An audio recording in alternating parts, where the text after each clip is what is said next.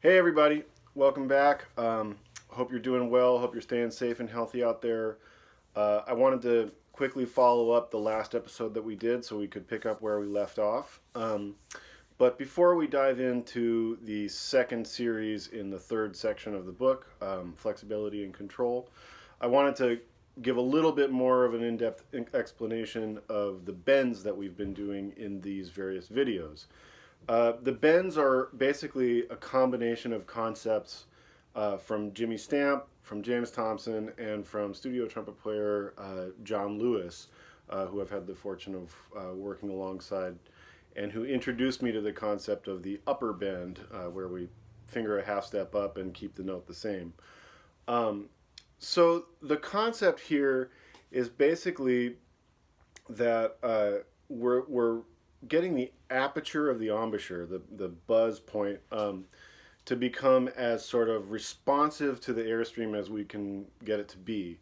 And the way that the bends help with this is that if you think of the aperture like a camera lens, which is, again, something that Jim Thompson taught me at Eastman, if you think of the aperture like a camera lens and it expanding and contracting as a function of either range or dynamic, so as you ascend, it's focusing in, or as you descend, it's focusing out.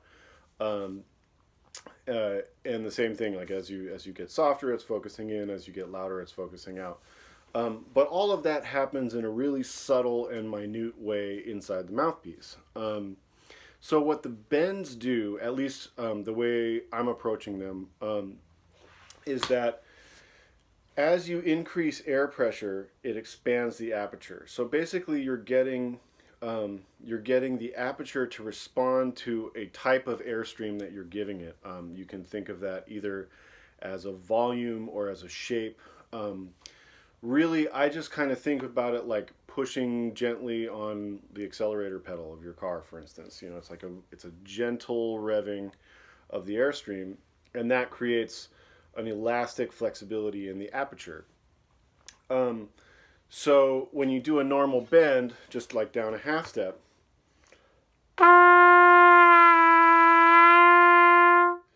the idea for me is that you're using that forward pressure from the airstream to create that wider opening in the aperture. And as long as it's very, very subtle, then it just dips the pitch by a half step rather than sending it down to the next partial on the instrument.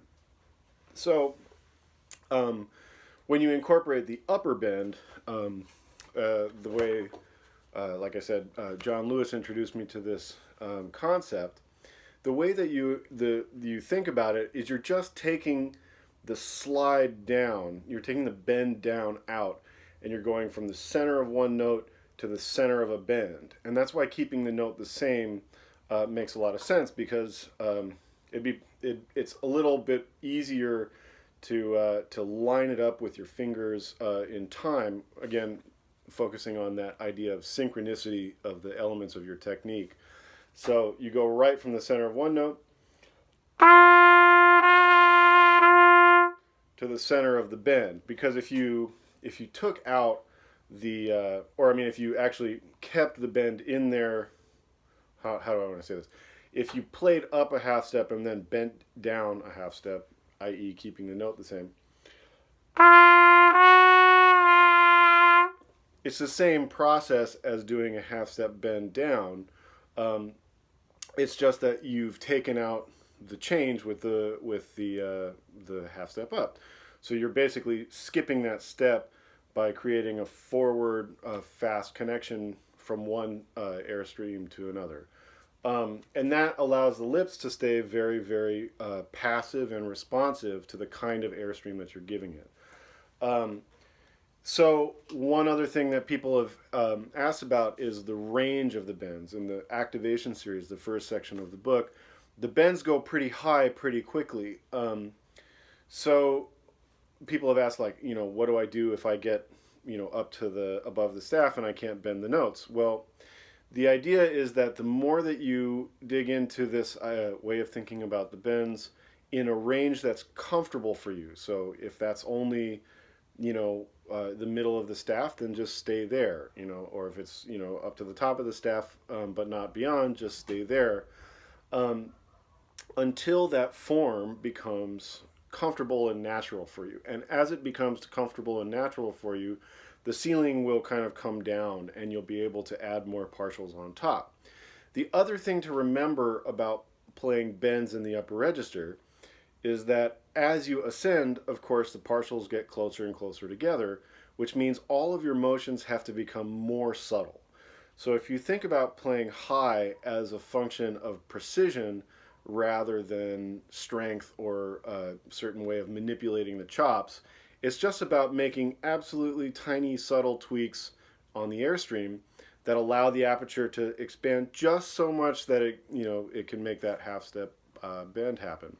Of course, you can do wider bends than that if you want, but I think it's a good place to start to get the half step really in tune and really dialed in, and then you can start adding more. Like you can add more. You can go up whole step, or you can etc. As far as you want to go, as long as you make sure that you're trying to create these bends on the airstream rather than manipulating the embouchure. I think in general, the more you can avoid manipulation of the embouchure, the better. So getting into series 2 from the flexibility and control section of the book, we're basically continuing on with our slow flexibilities in fifths. So again, we're kind of divorcing ourselves from the idea of adhering to the partials of the overtone series, and we're thinking more about musical intervals. And the fifth being, very easy to hear open interval. It feels like a good place for me to work in terms of developing musical flexibility. So this series is actually even a little more simple than the last series, at least in terms of the basic form. So the basic form is like the second series from the first violin section. It goes. Oh, sorry.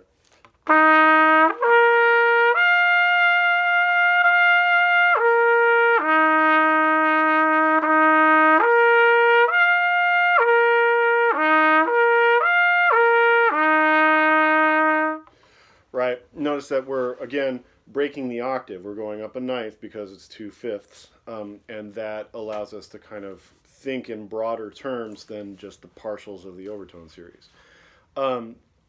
Now, the same 4 ways of practicing this that I described in the last video apply here. So you can do the bends and quintuplets.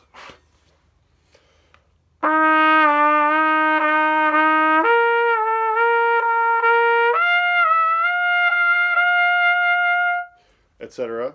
Or you can do the mouthpiece swoops.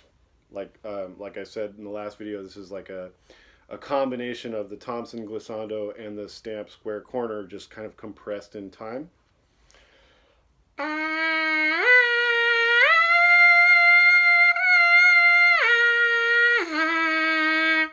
So you're really throwing the air to the center of the next note. You can do those weird sort of breath attacks with the air continuing through the half or the eighth rest.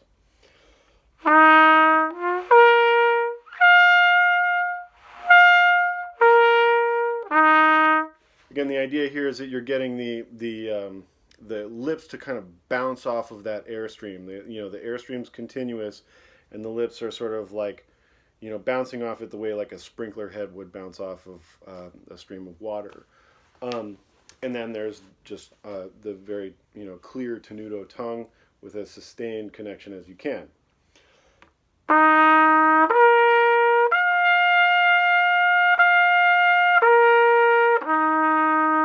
Again, really working for precision, trying to get that connection to be very immediate from one note to the next.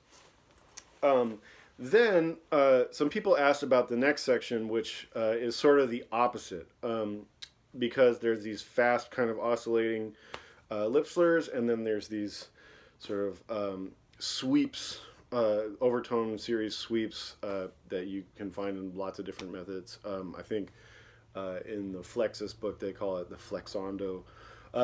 The idea is that you're blowing past the partials of the instrument as one kind of continuous airstream. And then when you're doing the oscillations, really what I'm thinking of here is playing, a healthy full volume. You could call it forte or mezzo forte, depending on what feels comfortable for you. But the idea here is, if in the slow flexibilities we're practicing stability and we're practicing connection, here in these faster ones we're again practicing that loose kind of oscillation between notes. So I'm not so worried about this being like rhythmically precise. I'm trying to get a feeling that the lips can sort of wiggle on a continuous airstream down the center. So I tell students, imagine you're blowing between the notes and allowing them to kind of seesaw on either side. So it's like.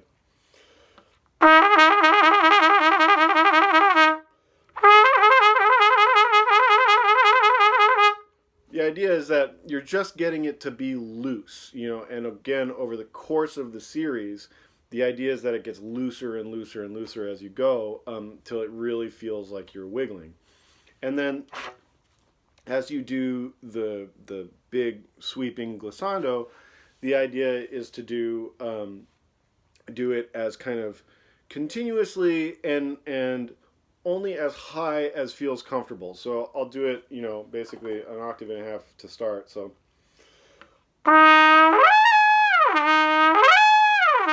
Right? So I'm not making each of those notes happen. I'm blowing past them and trying to allow the continuous airstream maintain a vibration in the lips as they sweep past the partials of the overtone series. And as that gets more comfortable, you can start adding range up, and in the book I printed it up to the G above high C just to illustrate the same kind of harmonic relationship that you have in the slow flexibility, going from F, C, G. So here we go, F all the way up to the high G. But I'll kind of show you a gradual way of getting up there.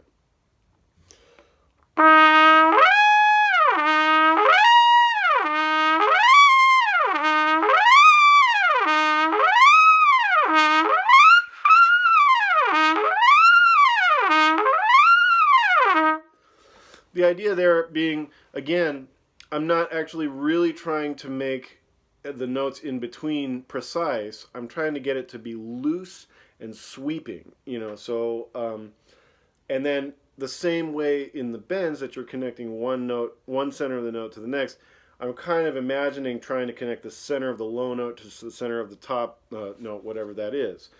And really, again, don't push that higher than you're comfortable going to start with.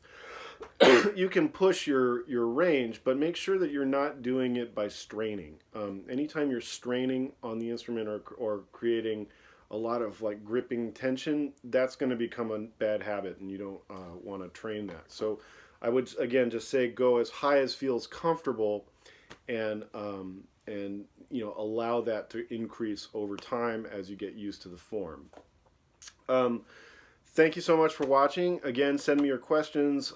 Follow me on Instagram at Dan_Rosenboom, Facebook Dan Rosenboom, and YouTube. The channel is just Dan Rosenboom, but I think it's youtube.com/C/Dan Rosenboom. Thank you so much again, and we'll see you in a couple days.